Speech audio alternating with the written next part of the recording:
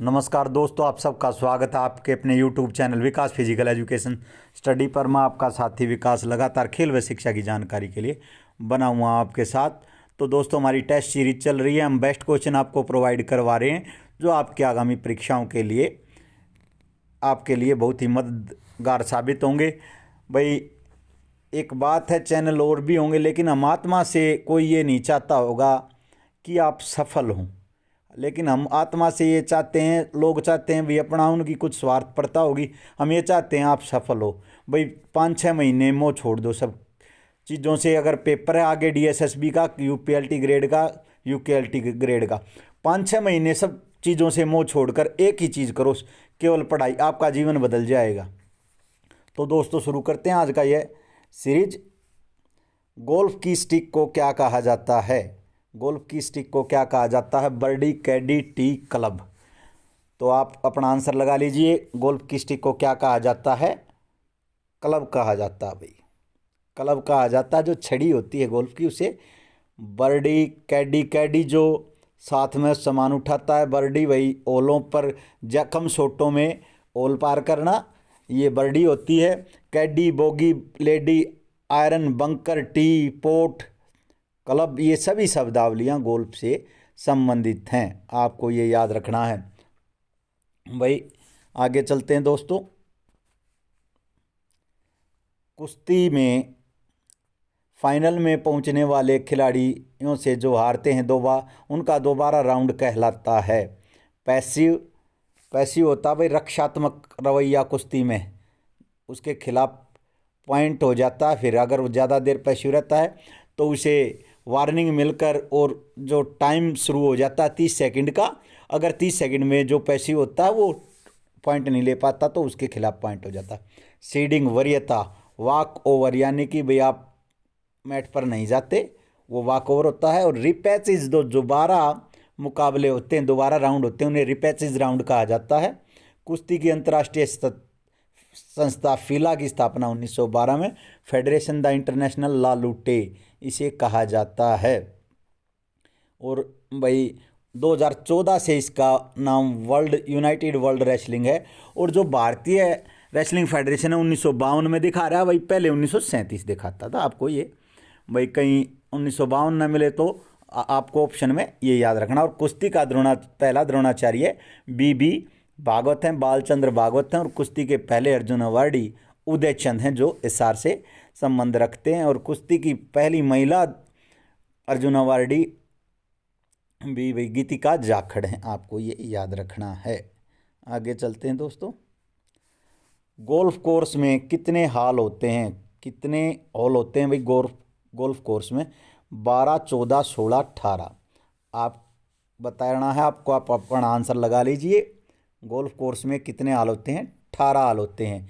अंतर्राष्ट्रीय golf federation की स्थापना 1958 में। इसका मुख्यालय है भाई लुसियाने, स्विट्जरलैंड में। स्विट्जरलैंड की राजधानी है बर्न, आपको ये भी याद रखना है। जिनेवा भी एक शहर है, जिनेवा लेक पर ही ये मुख्यालय है। ये नहीं भाई, ये मत याद रखना कहीं जिनेवा याद न रह जाए। लुसियाने स्विट्जरलैंड में है इसका मुख्यालय। और भारतीय गोल्फ यूनियन की स्थापना 1955 में और 1958 में इसे एफिलिएशन मिला, जो भारतीय गोल्फ यूनियन है। अदिति अशोक हैं भाई, जो जी मिल्खा सिंह है जो तीरंदावा हैं, और टाइगर वुड्स हैं, ये सभी किस खेल से संबंधित है? गोल्फ से हैं।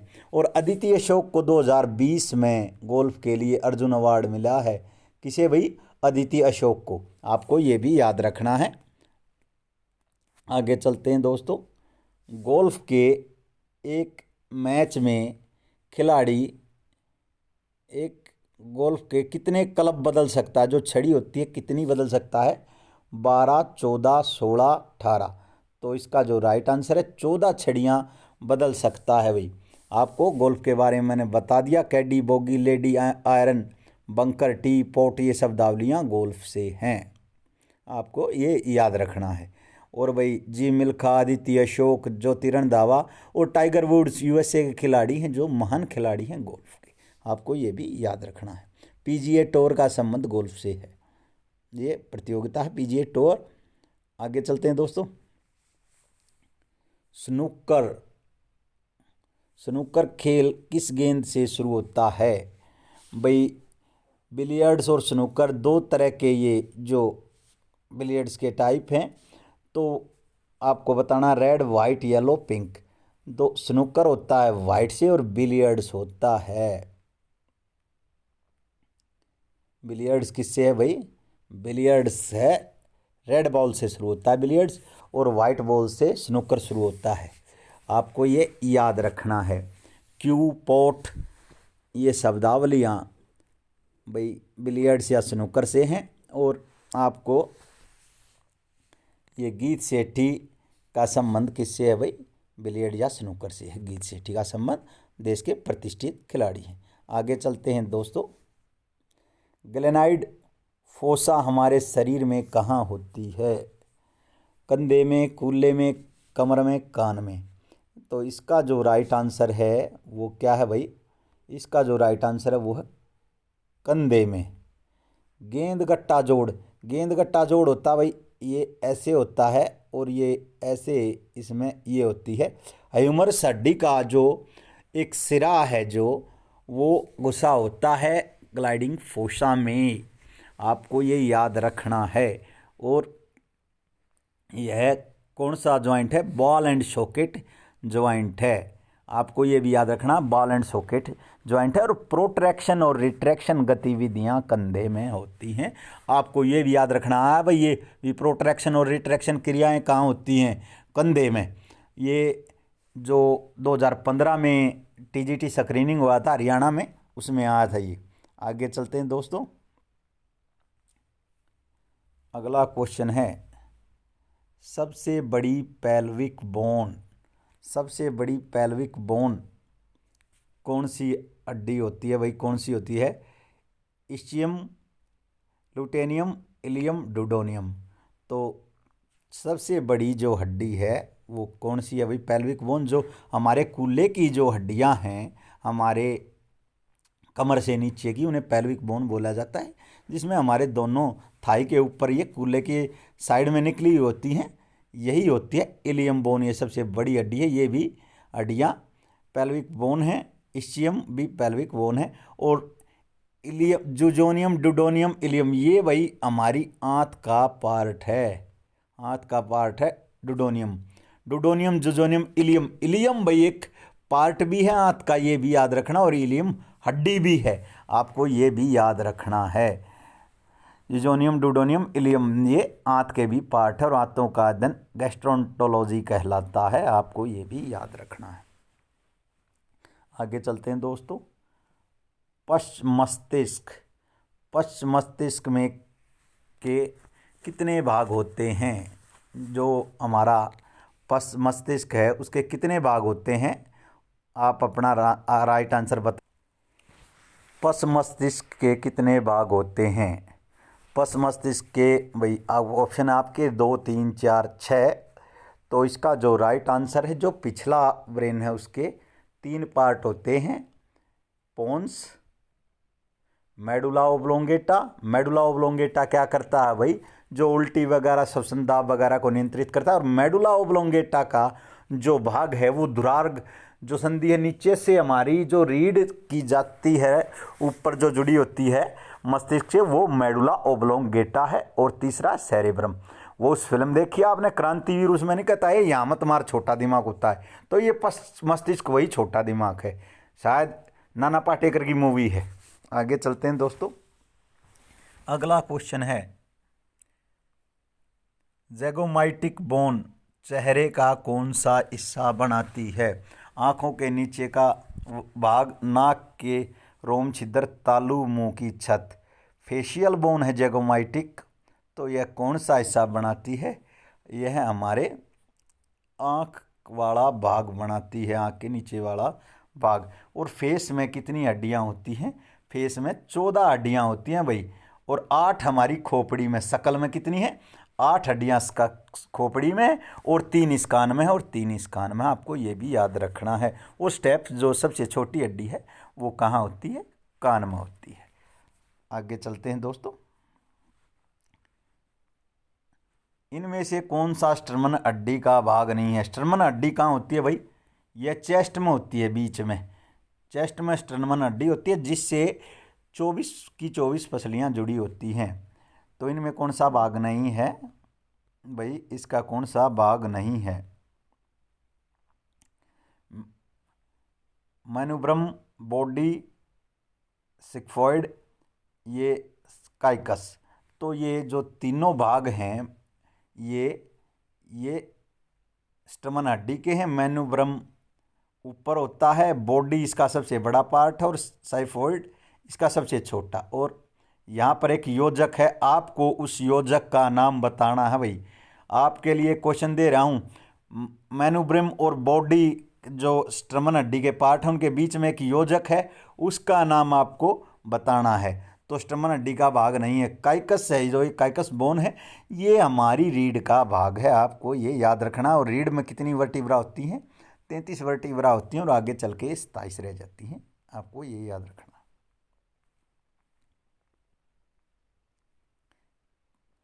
गर्भाधान की अवस्था नहीं है, बीजावस्था, डिंबावस्था, भ्रूणावस्था। तो भाई जो कौन सा इसमें गर्भाधान की अवस्था नहीं है? तो ये तीनों गर्भाधान की अवस्था हैं और यह 9 महीने होता है। जो मनुष्य का जो गर्भकाल है वो कितने महीने होता है भाई? 9 महीने होता है। शैशव अवस्था जन्म से 0 से 2 वर्ष तक होती है। सीखने का आदर्श काल भी शैशव अवस्था को ही बोला जाता है। आपको ये जानकर थोड़ा आश्चर्य लगेगा भी सीखने का आदर्श काल, लेकिन भाई बच्चा 2 वर्ष तक सीखने का ये आदर्श काल कहते हैं। आपको ये याद रखना है। टेक्टम और टेगमेंटम ये किसके भाग हैं? मिड ब्रेन के, मध्य मस्तिष्क के, एंड ब्रेन के, पश्च मस्तिष्क के, फ्रंट ब्रेन के। एंड ब्रेन के 3 पार्ट मैंने बताए थे आपको, कौन कौन से हैं भाई? मेडुला है, पोन्स है और सेरेब्रम है। और फ्रंट ब्रोन सेरेबेलम है, सॉरी भाई, सेरेबेलम है। जो एंड ब्रेन के भाग हैं बेलम है भाई, सॉरी माफ़ी चाहूँगा, उसमें भी शायद सेरेब्रम बता दिया हो। पश्च मस्तिष्क के जो पिछला एंड ब्रेन है उसके 3 पार्ट हैं भाई, दोबारा बता देता हूँ। पोन्स है, मेडुला ओब्लोंगेटा और सेरेबेलम है। आपको ये याद रखना। फ्रंट ब्रेन को सेरेब्रम कहा जाता है, सेरेब्रम, आपको ये याद रखना। और मेडुला एंड ब्रेन का ही पार्ट है। तो टेक्टम और टेगमेंटम मध्य मस्तिष्क के भाग हैं, मिड ब्रेन के। आपको ये याद रखना है, ये देखने और सुनने में मदद करते हैं। आगे चलते हैं भाई। मानव जीवन की मनोभौतिक एकता कहलाती है। यह क्वेश्चन डीएसएसबी में भी आया है और एचटेट में भी आया है। आत्मा और मांसपेशियों का विकास, मन तथा शरीर का विकास, हड्डियों और नैतिक विकास, मस्तिष्क और आत्मा का विकास। तो इसका जो राइट आंसर है वो है मन तथा शरीर का विकास। और मन और शरीर का संबंध सबसे पहले प्लेटो ने बताया है भाई। और आदर्शवाद का जनक भी प्लेटो को कहा जाता है। और प्लेटो यूनान के एक दार्शनिक थे, यूनान का अफलातून भी इन्हें कहा जाता है। रिपब्लिक नामक इन्होंने पुस्तक लिखी प्लेटो ने भी। और प्लेटो एक कुश्ती के खिलाड़ी थे भाई, आपको ये याद रखना है भाई। ये बता रहे हैं यूपी बोर्ड अरस्तु दे रहा है, उसके लिए मैं उत्तरदायी नहीं हूँ भाई, क्या दे रहा आप देख लीजिएगा। यूपी बोर्ड ने मन और शरीर का संबंध सबसे पहले किसी ने बताया। आप इस क्वेश्चन का आंसर, यूपी के लिए मैं उत्तरदायी नहीं हूँ, आप अपना देख के लगा लीजिए। लेकिन जो डीएसएसबी और हरियाणा बोर्ड ने प्लेटो ही दिया है। आगे चलते हैं दोस्तों। हार्ट का जो रिले स्टेशन बोला जाता है वो किसे कहा जाता है? एवी नोड, एसए नोड और मिट्रल वाल्व और inferior vena cava. Inferior vena cava शरीर में नीचे से रक्त लाती है, शुद्ध रक्त। कहाँ पर भाई? दाएं ओरियम कह लो, दाएं आलिंद कह लो। और मिट्रल वाल्व यह बाएं भाग में होता है भाई, उल्टे लेफ्ट भाग के बीच में होता है मिट्रल वाल्व, जहाँ से खून पास होता है। बाइकस्पिड भी इसे कहा जाता है। और ओट्रियम वाल्व भी बाएं भाग में होता है। दाएं भाग में कौन कौन से? ट्राइकोस्पिड है और पुल्मोनरी वाल्व है। पुल्मोनरी वाल्व और ट्राइकुस्पिड कहाँ है? दाएं भाग में हृदय के। और भाई बाएं में कौन कौन से हैं? मिट्रल है और इसे ही बाइकुस्पिड कहा जाता है, और ओट्रियम वाल्व है। एवी नोड और एसए नोड, ये दोनों होते हैं जो हमारा दायां आलिंद है, राइट ओरियम कह लो भाई, इसे ओट्रियम कह लो या ओरियम कह लो या आलिंद में, इसमें ये दोनों होते हैं। और एवी नोड को ही हार्ट का रिले स्टेशन कहा जाता है। और ये दोनों एवी नोड और एसए नोड हृदय में जो इलेक्ट्रिक संचार भेजते हैं, इनका काम ये है। और भाई ये दोनों कहाँ स्थित होते हैं? हृदय के जो हमारा दायां आलिंद है उसमें होते हैं। हृदय का अध्ययन कार्डियोलॉजी कहलाता है। हृदय का प्रथम विस्थापन क्रिश्चियन बर्नार्ड ने किया था। आपको ये भी याद रखना, जीके का क्वेश्चन है भाई, आ जाता है कुछ याद तो ये थोड़ा लीक से हट करे। और हृदय की सबसे मोटी परत क्या है भाई? कौन सी है? जो भाई हृदय की सबसे मोटी परत है वो है मायोकार्डियम। पहले भाई हर एक जगह नेट पर हृदय की बाहरी परत पेरिकार्डियम मिलता था भाई, अब एपिकार्डियम भी दिखा रहा है। एपिकार्डियम उसी परत की उसको कहते हैं। तीन ही परत हैं भाई, अब दिखा रहा है तो इस पर पेरिकार्डियम कहते थे पहले, या पेरिकार्डियम या एपिकार्डियम मान लो। एपिकार्डियम, मायोकार्डियम और एंडोकार्डियम, ये तीन प्रकार की परतें हैं हृदय की। और एक एथलीट का हृदय 22 लीटर से ज़्यादा अभ्यास के समय खून पंप कर सकता है। मोटिवेशनल एंड पर्सनैलिटी पुस्तक के लेखक कौन हैं? पावलोव। पावलोव ने दिया भाई क्लासिकल थ्योरी और कंडीशनिंग थ्योरी, शास्त्रीय अनुबंधन और सामान्यीकरण का सिद्धांत। आप इंग्लिश में जरूर याद कीजिए थ्योरी, क्योंकि इंग्लिश में ज़्यादा ठीक रहेगा। पावलोव ने दिया क्लासिकल थ्योरी और कंडीशनिंग थ्योरी। और थार्नडाइक ने लॉ ऑफ लर्निंग दिए भाई। और एजुकेशनल साइकोलॉजी का जो फादर है, जनक है, वो थार्नडाइक है। प्रयास व त्रुटि का सिद्धांत दिया और बिल्ली पर इन्हें प्रयोग किया। William Wundt, father of psychology. James Williams नहीं है भाई, आधे बताते हैं जेम विलियम नहीं है, father of psychology William Wundt है। इन्होंने 1879 में जर्मनी के लिप्जिंग शहर में पहली प्रयोगशाला खोली थी। विलियम वुंट ने फादर ऑफ साइकोलॉजी। तो मोटिवेशनल एंड पर्सनैलिटी बुक के लेखक कौन है भाई? अब्राहम मास्लो हैं, मानवतावादी थे अब्राहम मास्लो। इन्होंने पिरामिड जो बनाया मानव की आवश्यकताओं का, पिरामिड थ्योरी तो दी रसियन ने भाई, पिरामिड बनाया इन्होंने मानव की आवश्यकताओं का। इन्होंने प्रथम 4 प्रेरक बताए, भूख, नींद, प्यास और सेक्स। 4 प्राथमिक प्रेरक बताए। इनके पूरा होने के बाद आगे ये है प्राथमिक आवश्यकता, शरीर की आवश्यकता।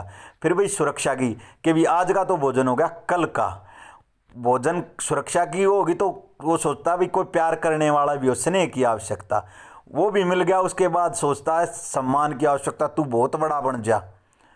प्यार मिल गया भाई, आज के लिए सब कुछ मिल गया, कल के लिए शकोर हो गया।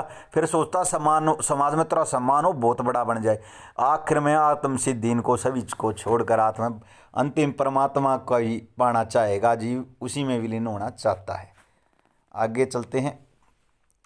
गेस्टाल्टवादी इनमें से कौन नहीं है?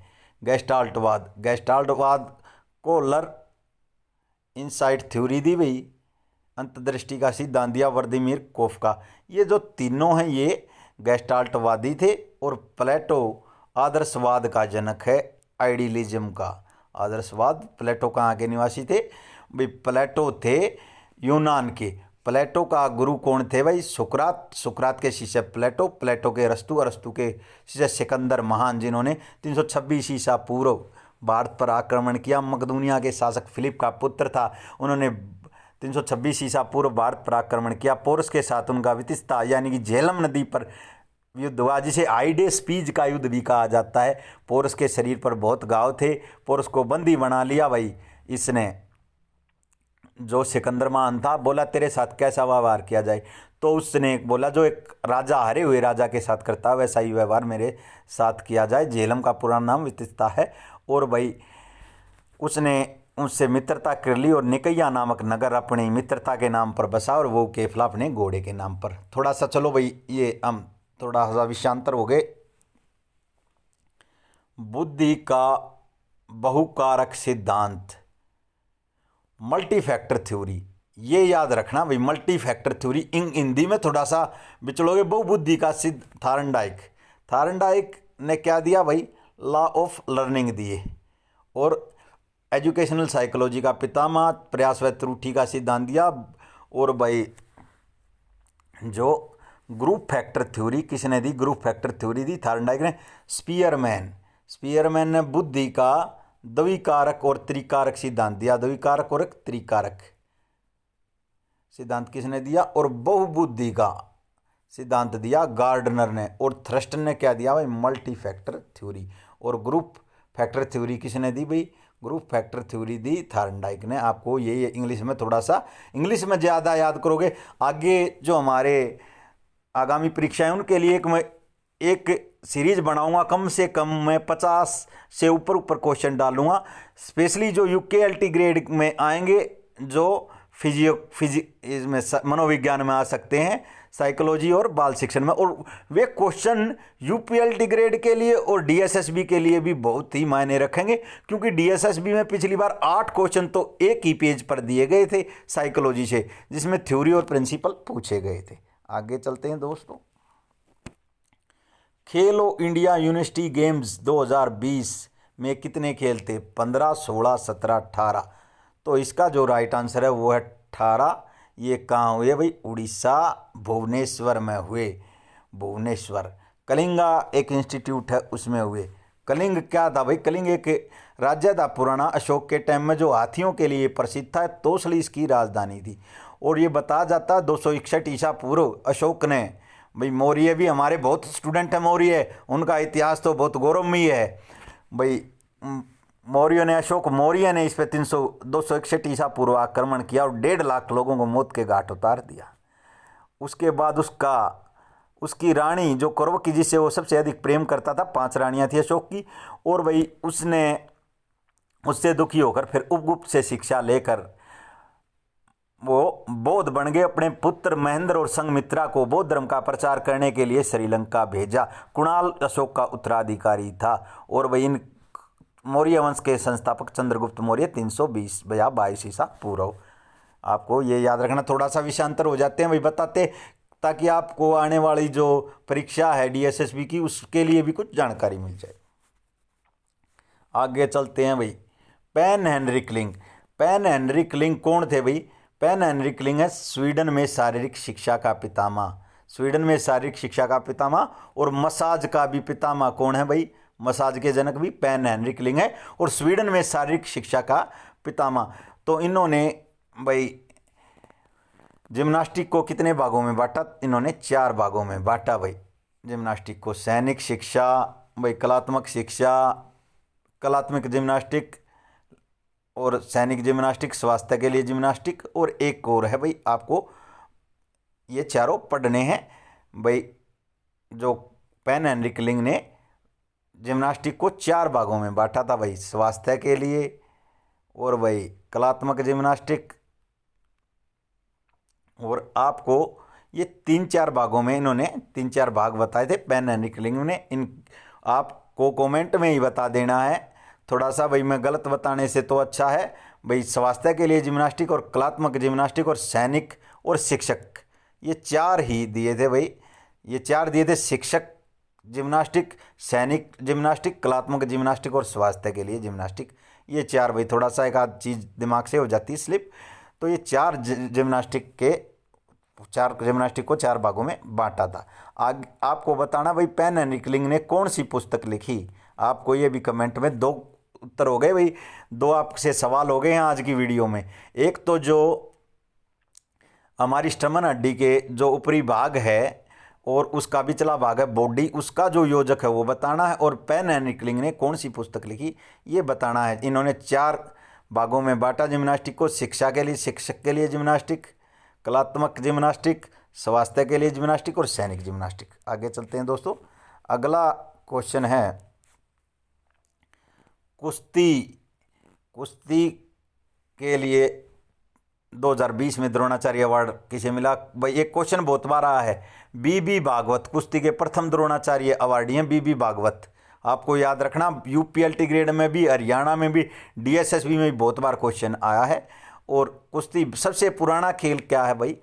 कुश्ती है। और कुश्ती के प्रथम जो ओलंपिक में भी भारत का इंडिविजुअल मेडल किसने जीता था, वो भी एक पहलवान थे, केडी जादव। और सबसे ज़्यादा हॉकी के बाद किसी गेम में भारत के मेडल हैं तो वो कुश्ती में ही ओलंपिक में मेडल हैं सबसे ज़्यादा।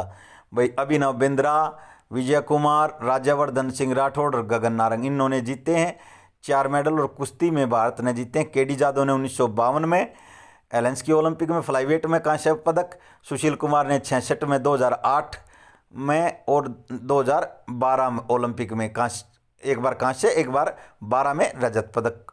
और वही साक्षी मलिक ने 58 किलोग्राम महिला कुश्ती में कांस्य पदक। और योगेश्वर दत्त ने 2012 लंदन ओलंपिक में कांस्य पदक। आपको ये भी याद रखना है। तो धर्मेंद्र तिवारी को किसके लिए मिला भाई? आर्चरी तीरंदाजी के लिए। जसपाल राणा भाई निशानेबाजी के लिए मिला है। नरेश कुमार को टेनिस के लिए मिला है।